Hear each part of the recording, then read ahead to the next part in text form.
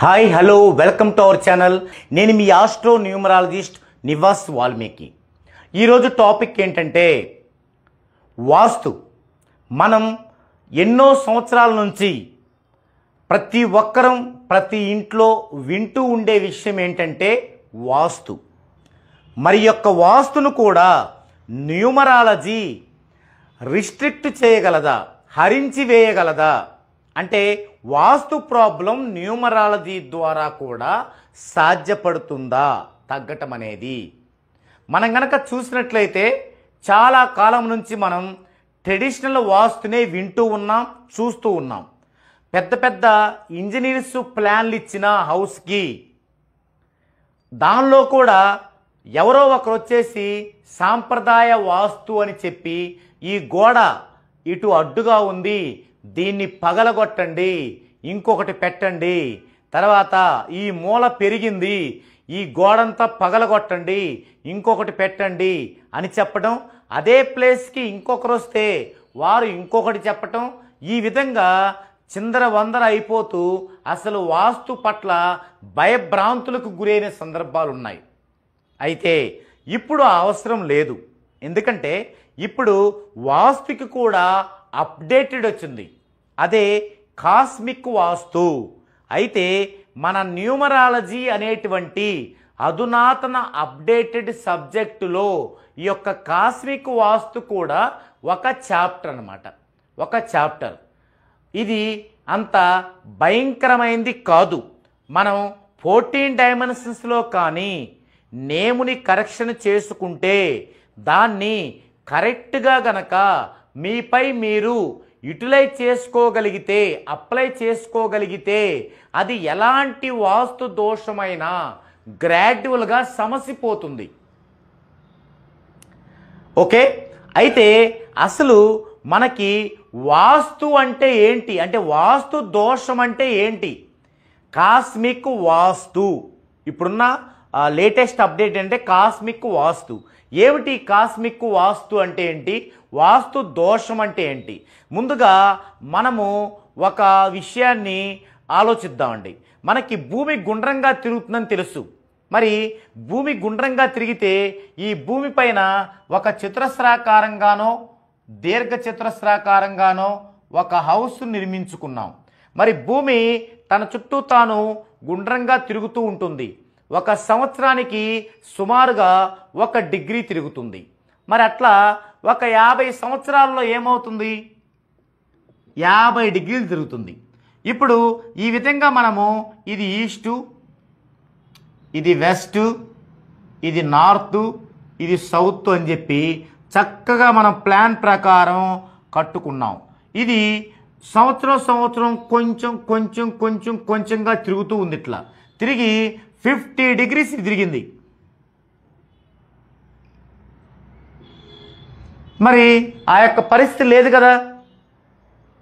మనం కరెక్ట్గా చతురస్రాకారంగా కట్టుకుంది, దిక్కులు వైడిగా లేదు కదా ఒక 50 ఇయర్స్కి. మరి ఇప్పుడు మనం ఉండి 50 ఇయర్స్ తర్వాత మన కొడుకులు వచ్చారనుకోండి, ఎలా సాధ్యపడిద్ది అది వాస్తుగా? 50 అంటే 50 కాదు, 20 ఇయర్స్ కూడా ప్రాబ్లమే కదా.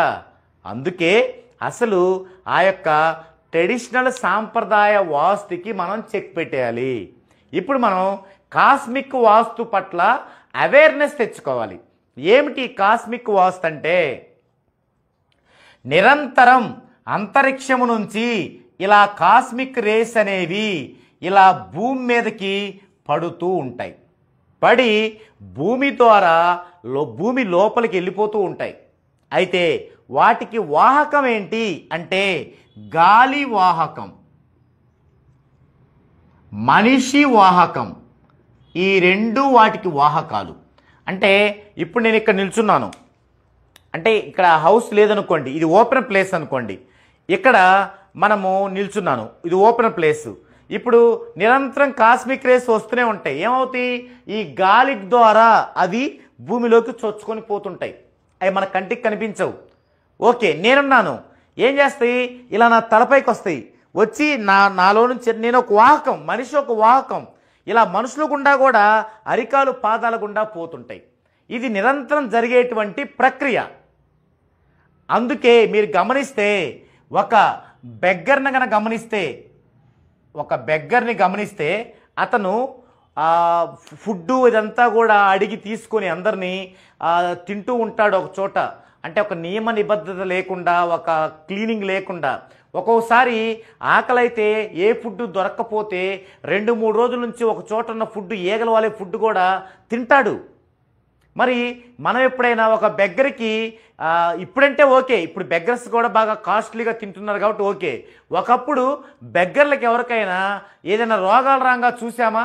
అంటే మనలాంటివి, అంటే బీపీలు, షుగర్లు ఇలాంటివి చూసామా? అస్సలు చూడం. కారణం ఏంటంటే ఆ బెగ్గర్కి ఉండటానికి ఇల్లు ఉండదు, తలపైన మనలాగా క్యాపులు టోపీలు పెట్టుకోడు, కింద కాళ్ళకి చెప్పులు వేసుకోడు. అప్పుడేమవుతాయి, ఈ యొక్క కాస్మిక్ రేస్ అనేవి చక్కగా వారి గుండా నెత్తి మీద నుంచి కింద పాదాల గుండా భూమిలోకి పోతాయి. అప్పుడేమవుతాయి, వారు తిన్న ఆ చెడు పదార్థం అంతా కూడా క్లీన్ అయిపోతుంది, వాష్ అయిపోతుంది, లోపల శుభ్రపడిపోతుంది అన్నమాట. కానీ మనం ఏం చేసాం, మన దగ్గరున్న డబ్బు పరపతులను ఉపయోగించుకొని మనము ఈ విధంగా ఒక ఇంటి కప్పు వేసుకున్నాం, బయటికి వెళ్తే క్యాప్ పెట్టుకుంటాం స్టైల్గా, అలాగే చెప్పులు షూ వేసుకుంటాం. మరి ఇంకా ఆ యొక్క కిరణాలు ఎలా పోతాయి? అప్పుడు అవి ఏం చేస్తాయి అంటే, ఈ భూమి మీద ఒక హౌస్ కట్టుకున్నాం మనం, ఈ యొక్క అంతరిక్షం నుంచి కిరణాలు ఇలా భూమి లోపలికి పోలేవు, ఇక్కడికి వచ్చి వక్రీభవనం చెంది మళ్ళీ ఇలా పడిపోతాయి. ఎక్కడ పడిపోతాయి? ఆ హౌస్లోకే వస్తాయి. హౌస్ కప్పు మీద పడిన ఆ యొక్క కిరణాలు వక్రీభవనం చెంది మరలా హౌస్లోకి వస్తాయి.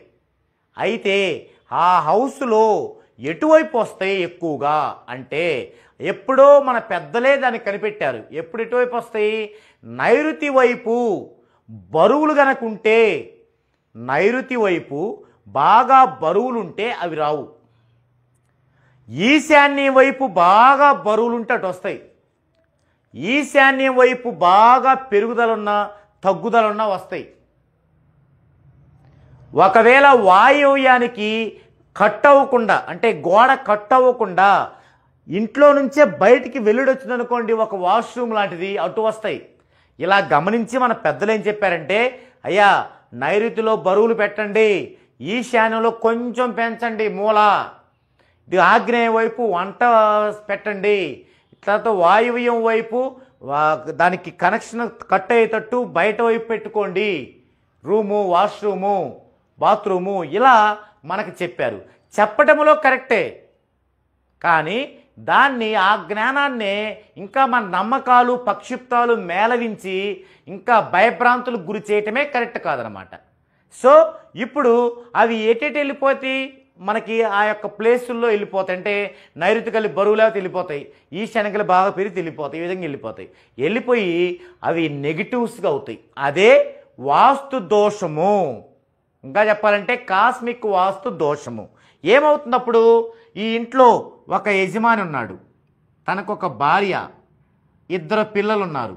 వీళ్ళల్లో ఈ యజమాని 14 డైమెన్షన్స్లో నేమ్ కరెక్షన్ చేయించుకున్నాడు, కరెక్ట్గా తను యూటిలైజ్ చేసుకుంటున్నాడు. ఏది మనం చెప్పుకున్న ఋషుల తపస్సు, నాయనమ్మల రామకోటిలాగా ఈయన కూడా మంచి ఉచ్చారణ, ఓపిక, కాన్సన్ట్రేట్, ఏకాగ్రతతో రాసి అప్లై చేసుకున్నాడు. అప్పుడు ఈయన రోజు ఇంట్లోకి వస్తున్నాడు, పని నిమిత్తం బయటికి వెళ్తున్నాడు, రోజు వస్తున్నాడు, పని నిమిత్తం బయటికి వెళ్తున్నాడు. అప్పుడు ఇక్కడున్న నెగిటివ్ అంతా, దోషం అంతా కూడా గ్రాడ్యువల్గా న్యూట్రల్ అయిపోతుంది. నో డౌట్ ఎట్ ఆల్ దాని గురించి. ఖచ్చితంగా ఏది మనం ఇచ్చినటువంటి 14 డైమెన్షనల్ నేముని పర్ఫెక్ట్గా అతను యూటిలైజ్ చేసుకున్నప్పుడు, మరి ఎలా యూటిలైజ్ చేసుకుంటాడో పర్ఫెక్ట్గా అతనికి ఏం తెలుసు, అతను న్యూమరాలజిస్ట్ కాదుగా. అందుకే మన దగ్గర కనుక మీరు నేమ్ కరెక్షన్ చేయించుకుంటే ఆ యొక్క రాసే విధానం మీరు బాగా రాయించడం కూడా మా బాధ్యతే. అంటే మీరు రోజు రాసి మాకు వాట్సాప్ పెడుతుంటారు, మేము మీకు ఎప్పటికప్పుడు సూచనలు ఇస్తుంటాం, ఇది మీరు బాగా రాస్తున్నారా, బాగా రాయట్లేదా అనేది. అలాగే మీరు ఏదైనా ఒక పని చేసినప్పుడు, సార్ ఈ పని చేస్తున్నాం, మరి ఇలా చేయొచ్చా, ఎప్పుడు చేయొచ్చు, ఇలా అడుగుతారు. దీన్నే న్యూమరాలజీలో జర్నీ చేయటం అంటారు. మరో వీడియోలో ఆ న్యూమరాలజీలో జర్నీ ఎలా చేయాలో కూడా మనం చెప్పుకోబోతున్నాం. ఓకే, అయితే ఇక్కడ యజమాని చేయించుకున్నాడు, బాగానే ఉంది. కానీ ఇక్కడ వీరి యొక్క మ్యారేజీ డేటు నెగిటివ్ ఉంది. లైఫ్ పార్ట్నరు నెగిటివ్ ఉంది, చిల్డ్రన్స్ నెగిటివ్ ఉన్నారు. అప్పుడేమవుతుంది, 14 డైమెన్షన్స్లో ఈయన చేసుకున్నది కరెక్ట్గా యూటిలైజ్ చేసుకోలేకపోతే ఈ నెగిటివ్స్ అనేవి డామినేట్ చేస్తాయి. అలాంటప్పుడు ఈ యొక్క దోషం అనేది పోదు. కరెక్ట్గా యూటిలైజ్ చేసుకుంటే కదా పోయేది. అలాంటప్పుడు ఈ దోషం పోదు. అప్పుడేం చేయాలి, అప్పుడు ఈ యొక్క నెగిటివ్ను కూడా న్యూట్రల్ అయ్యేలాగా వీరికి కూడా మనము నేమ్ కరెక్షన్ చేసుకోవటం ఒక పద్ధతి.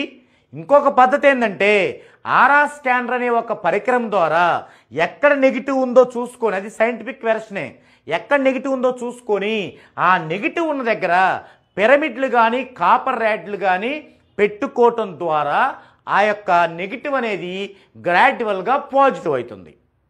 మరి ఈ పిరమిడ్లో ఏముంది, మరి పిరమిడ్ ద్వారా ఎందుకు పాజిటివ్ అవుతుంది, అలాగే కాపర్ ర్యాడ్లో ఏముంది, దాని ద్వారా ఎందుకు పాజిటివ్ అవుతుంది, ఆ కాపర్ ర్యాడ్లో క్రిస్టల్ పెడతారు, ఆ క్రిస్టల్ ఎందుకు పెడతారు, అదే క్రిస్టల్ ఇంకా ఎక్కడెక్కడ పెడతారు మనం వాడే వాటిల్లో అనే విషయాలతో కూడినటువంటి సమగ్ర సమాచారంతో కూడిన వీడియోని ఇంకా మీ యొక్క వివరణాత్మకమైన విషయం కోసం మరో వీడియోలో డిస్కషన్ చేసుకుందామండి. ఓకే, ఈ యొక్క వీడియో చూసిన మీరందరూ కూడా ఆ విధంగా వాస్తు దోషం ఉందని మీకు అనిపిస్తే మీరు ట్రెడిషనల్ వాస్తు జోలి వెళ్ళొద్దు. ఎవరు ఏం చెప్తే అది కూలగొట్టొద్దు గోడలు అవి.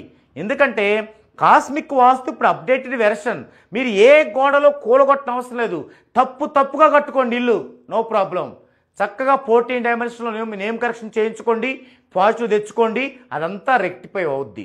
ఒకవేళ మీరు కరెక్ట్గా కనుక అప్లై చేసుకోలేని పరిస్థితుల్లో ఉంటే మీ బిజీ వల్ల, అప్పుడు ఆరా స్కానర్ ద్వారా అది పరిశీలించి మీరు పిరమిడ్నో కాపర్ ర్యాడ్నో ఉంచుకోవడం ద్వారా కూడా ఆ యొక్క వాస్తు సమస్య అనేది క్లియర్ అవుతుంది. ఇది ఈ వీడియోలో టాపిక్. మరో డిఫరెంట్ టాపిక్తో మరో వీడియోలో మరలా కలుద్దామండి.